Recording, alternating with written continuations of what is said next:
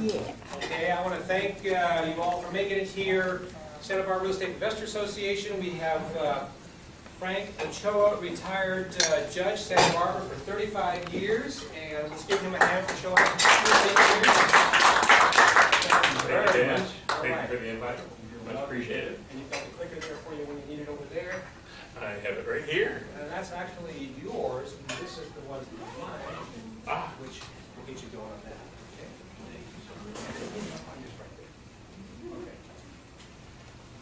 Good afternoon, folks. Pleasure to be here with you. Let me find out a little bit about you first. How many of you are from Santa Barbara? How many of you are from Southern California? Anybody outside of Southern California? Well, I've been there 30 years more or less, so you know. Well, You're a I native. think you qualify as a Southern California, Santa Barbara. Right. How many of you have been in a dispute with another person?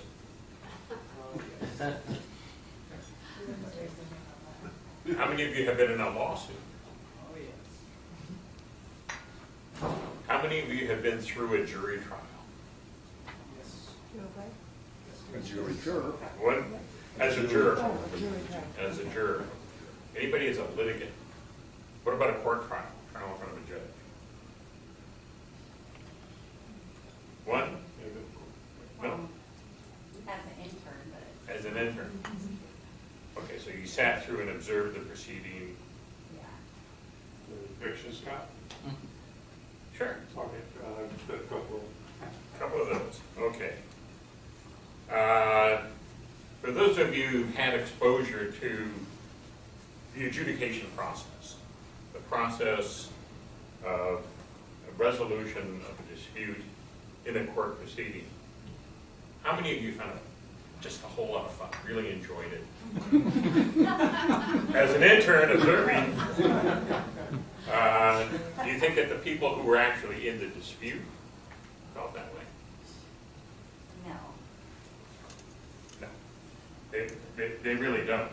And the important thing about what Dan was talking about in terms of relationships with lawyers is, when I think about it, I think of the lower review article that was written by a justice of the Supreme Court, Oliver Wendell Holmes, called The Path of the Law. If you have a chance to find that, you can usually Google it and pull it up and read it. The Path of the Law is a renowned law review article where the subject that Oliver Wendell Holmes is talking about is the job of a lawyer, and his position is that the job of a lawyer is to keep their client out of court by understanding what the legal ramifications of their actions are, so that they can operate with reasonable expectations about what their course of conduct is going to result in terms of potential for liability issues, disputes, issues that can get you in court. If you have a dispute with someone that you can't resolve, what's the first thing that we think in this society? So, I'll see you in court, right? I'm going to suggest to you that that's not always the first thing that you should think about. And I'm going to also suggest to you that in certain instances, it might be the last thing you should think about. It could be the worst way of resolving your dispute. I was on the Superior Court here for 32 years. I did a lot of trials. Jury trials, court trials, civil, criminal, all kinds of trials. And it is a daunting and difficult process. It's also pretty expensive. when I was the presiding judge of the court in the late 1990s, I thought about other ways to resolve disputes, and there were some cases that I had handled that helped engender that ideation on my part. I'm going to tell you about at least one of those. But I thought we really should have other doorways to enter into the courthouse to potentially resolve dispute, ADR, alternative dispute resolution. Anybody have any training or background in ADR processes? Were you going to law school when these things happened? Well, I'm a paralegal and I have a Bachelor of Science in Criminal Justice. So bachelor in, Of Science in Criminal Justice. okay. So So I you- did a little bit of the Ventura County dispute resolution. I was a volunteer and was learning that class. Okay. And do you know what when you think of ADR, what processes do you think about? Trying to like come together and keep stuff out of court so Mhm. that you minimize your expenses. Mhm. Coming to an Okay. agreement. So ways to resolve disputes without having to go into court. Is that like mediation? Mediation Yeah. is probably the primary form of ADR. I'll tell you, when I suggested it to the other judges on my court, I said, maybe we should try to have an official court ADR process, a way for people to choose mediation as opposed to adjudication. There was a negative reaction from a number of my colleagues because they didn't know what mediation was. They thought it was meditation. They thought that what the judge was being asked to do was go,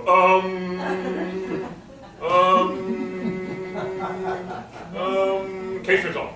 Obviously, that's Or did it threaten their jobs because there wouldn't be as much adjudication, and then if they do arbitration, mediation, all that, then they won't need that as much. That's a good point. Judges are about the adjudication process. They're also about paychecks, aren't they? Yeah, you shouldn't say paycheck, whether you're in trial or whether you're not in trial, right? So the judge who had the negative feeling about ADR processes was spending a lot of time in trial, a lot of time on the bench, instead of being able to read the LA Times or prepare for the next day's calendar. And there is a conveyor belt in the courthouse. There's always another case waiting to be adjudicated. There's no way of stopping it. It's one of the inexorable tensions that you have in the judicial process. You're dealing with the endless chain of cases, and yet you have to do individual justice in each case, or you're not doing the job. It's a difficult job. But let me tell you about one case that I tried. Is this a little fast, or is that? It's correct. It's correct. So time goes when you have fun. Okay. I tried one case when I was about 10 years on the bench. And it was estimated to be a 2-day court trial.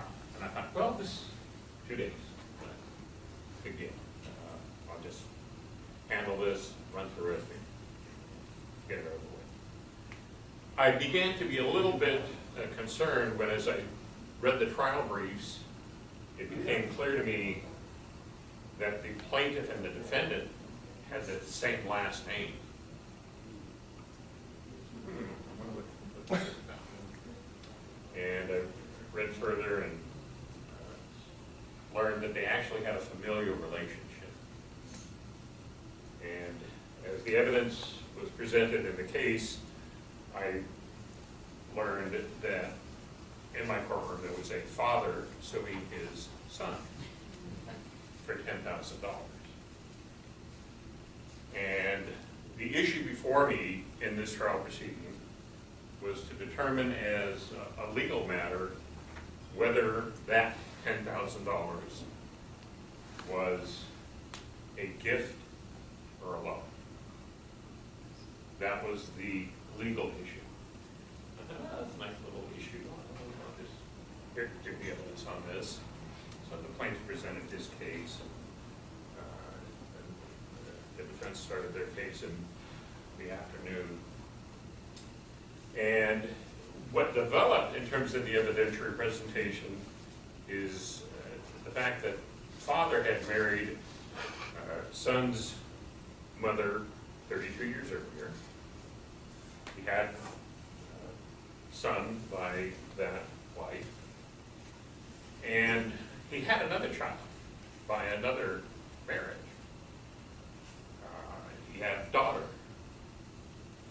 And the evidence revealed that his relationship with son and his relationship with daughter were worlds apart. He had virtually no relationship with his son or his grandchildren from that progeny. I think he had 3 grandchildren. He had not gone to his son's wedding and spent virtually no time with his son and that family. On the other hand, he had a very close relationship with his daughter. She had a couple of children, and he spent all holidays with him. Always happens. And so holiday time was all spent with daughter and her family. His daughter enjoyed horses, so he helped her purchase a horse ranch in the San Ynez Valley. There are several of those back there. And it seemed to me that there was a sad state of affairs that this person who owned a construction business, built homes, had a fairly successful business enterprise, had such a disparate relationship with these only 2 branches of this family. Well, what I learned in terms of the dynamics of the dispute close to the end of the first day of the trial proceeding was that father had married wife number 1 and had son. He was born at or about the time, just before or just after, he split up with wife number 1. And he had very soon thereafter taken up with wife number 2, with whom he had his daughter. Gee, this is getting complicated. And there's more to that. All I'm seeing is the tip of the iceberg here. There's a lot that's under here that I'm not seeing. And what I ultimately found out close to the end of the first day was that wife number 1 and wife number 2 were sisters. And they were each other's only siblings. And father had married wife number 1, impregnated her with a son, obviously, and very soon thereafter taken up with younger sister and ended up divorcing wife number 1 and marrying wife number 2. And the 2 sisters had not spoken to each other for 31 years. And I thought, oh my goodness gracious. Is my deciding, during a period of rapprochement with his son, he had decided to help him put a roof over his grandchildren's head and had either gifted or loaned him the $10,000, which was enough for a down payment back then on a house, not today. And then they had the division exacerbated and had gone their separate ways and were now in a dispute. Well, given the relationship between the family, within the family structure, was my deciding whether this $10,000 was a gift or a loan really going to resolve these people's problems? No. Not a chance. These people needed some kind of mediation. mediation or long-term family therapy or something else that could not be offered in my court. That was one of the cases that instigated my thought in terms of developing an ADR process. When I became the presiding judge of the Superior Court in 1997 or 8, we went through a court consolidation, and I decided that one of my jobs should be to create a countywide court ADR process. So I did that, and I created what's called we call a CODRIP program, the Court Administered, not alternative dispute resolution system, but appropriate dispute resolution system.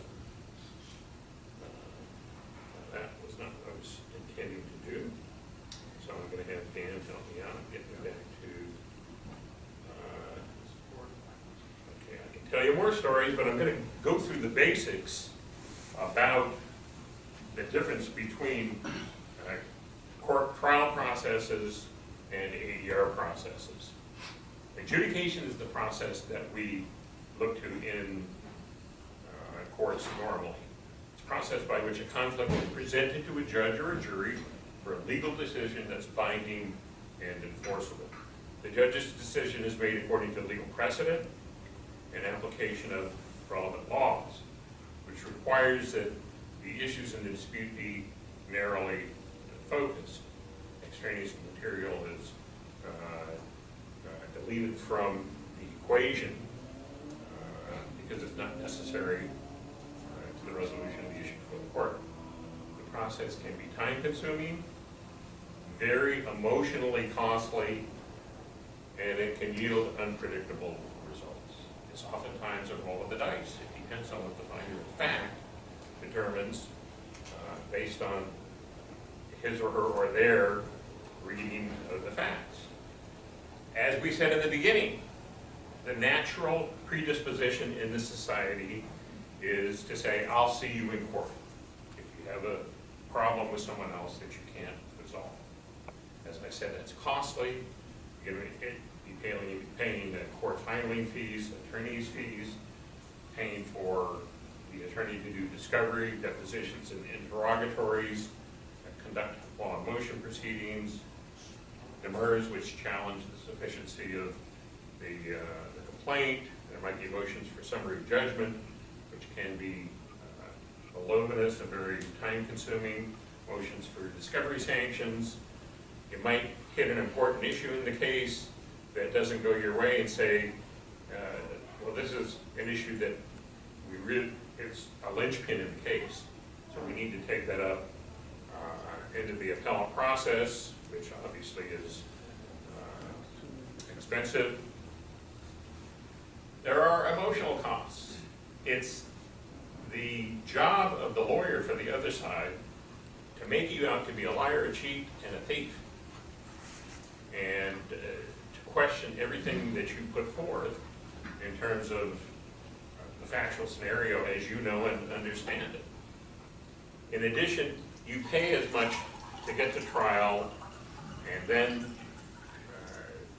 you have to spend an equal amount getting to a trial in a public forum. Anybody has the right to go to a court, and it all plays out. And there are people who just are court watchers. They go and look at the court calendar and see what's on calendar that day, and go and watch what they think is going to be interesting. Good theater. Sorry? Good theater. They do. Yeah.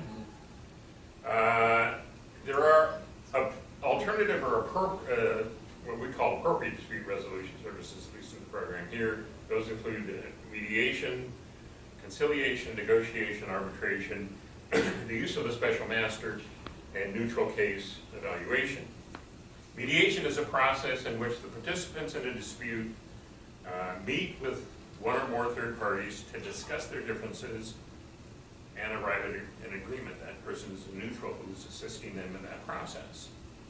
The mediator does not decide the case, but helps guide the parties through a discussion process, may meet with all of the participants together, may meet with each side in private caucus and assist them to understand their own underlying interests and those of the other participants. As I said, it's often the case that what is in court is simply the tip of the iceberg. There is often a bevy of issues below that that are contributing to the dispute that are not addressed in the court action. Part of the mediation process is to elicit ideas from each side to explore possible resolution and assist the participants in inventing and choosing options to resolve the dispute.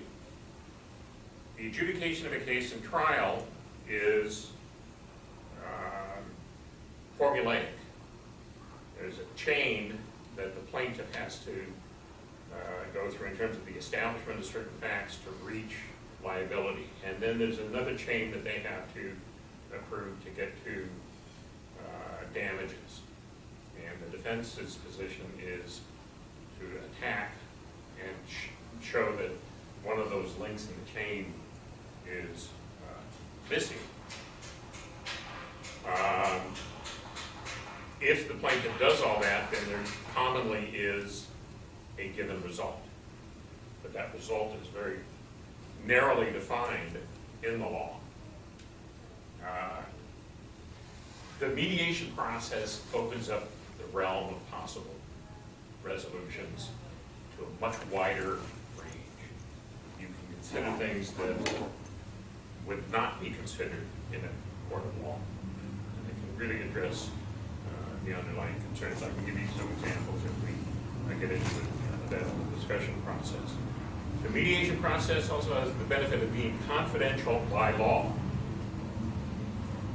Nothing can go beyond the four walls of the mediation process, or eight walls if you're using two rooms. The result of the mediation process is an effort to develop a settlement which can be reduced to writing and is enforceable if need be in court. Other than for that result, it's all confidential. And that confidentiality exists at different levels. A mediator cannot be called into court to say, well, plaintiff said in mediation that they thought that their case is really not very good, but they wanted to roll the dice and see if they could get $1 million. No, mediator can't be called into court to testify about what the parties' positions were. But also, the mediator can meet with parties in different settings, and in order to understand their perspective, can be told things that they don't tell the other side. So there's that dual level of confidentiality. One is in terms of the outside world, and the other is a level of confidentiality between the parties to the dispute. Benefits of mediation is completely voluntary. Both sides have to agree to involve themselves in the mediation process. It involves the use of an impartial, neutral professional, somebody who doesn't have a stake in the dispute. It's confidential, as I mentioned. There is self-determination involved. The client controls the outcome. Nothing's going to happen unless both sides agree to it. That's not the case in adjudication. There has to be informed consent. Each party has to understand what's going on, other than for the confidential aspect of matters. Each party has to be informed of how the process is developing. And here's the really important thing, I think. An ongoing relationship may be preserved instead of destroyed. After people go through an adjudication process, they really don't want to ever see each other again. Mediation and other forms of resolution dispute have the beauty of having the potential of preserving or laying the groundwork for the ability to work together in the future. Each of you is involved in business endeavors where you're working with other people that you might, for some reason, have the need to or the want to work with that person in the future. And you had the chance of preserving that relationship through mediation. Maybe mutually partial. The other processes that are within ADR conciliation, that's simply using the third party to facilitate discussions, a negotiation, which you do all the time. And I'll try to get these to Dan. Like I said, my son just helped me put this together. An arbitration is basically like a court trial, except it's private. You choose somebody who is a neutral and trained in arbitration to hear the evidence and make a decision or an award. The special master is when a court assigns someone to do important court aspects of a case. Usually happens in a big case. Happens in the 9/11 fund. There was a special master appointed to determine who would get what portion of those monies. And again, this slide just talks about the way that different ways that special masters are used. Early case, neutral case evaluation is just each party sitting down with an experienced neutral and saying, this is my case, and the neutral saying, these are the strengths and the weaknesses of your case on to each side, and then they go with a readout regarding how someone might see their case in the future. So I know that I had to go through those quickly because of your time constraints. So I'll try to get those, if my daughter can explain to me how to get those to me so that he can forward them to you so that you understand the different forms of ADR processes that exist. So, I would say that we would love to have you come back for about 3 hours, because you got a lot of good information.